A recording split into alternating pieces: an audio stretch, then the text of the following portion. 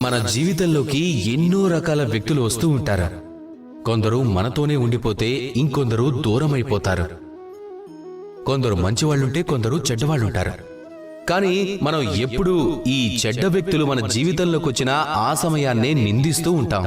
మనకు చెడు అనుభవాలు పంచుతారని, బాధపడతారని, ఆందోళన కలిగిస్తారని మనం ఎప్పుడూ వారిని అనరాని మాటలు అంటూ ఉంటాం. కానీ ఎందుకు? ఈ చెడ్డవాళ్లు మంచివాళ్లు కాదు, మంచివాళ్లు చెడ్డవాళ్లు అందరి జీవితంలోకి వస్తారు.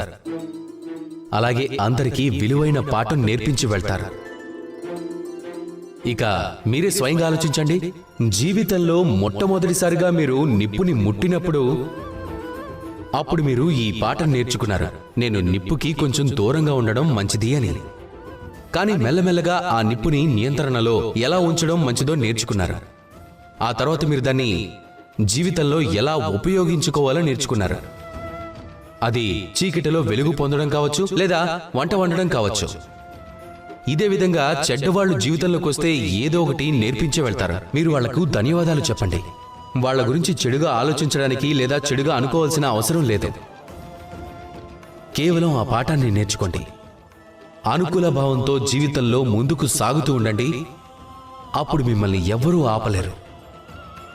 రండి నాతో పాటు ప్రేమగా చెప్పండి, రాధా కృష్ణ. మన జీవితంలో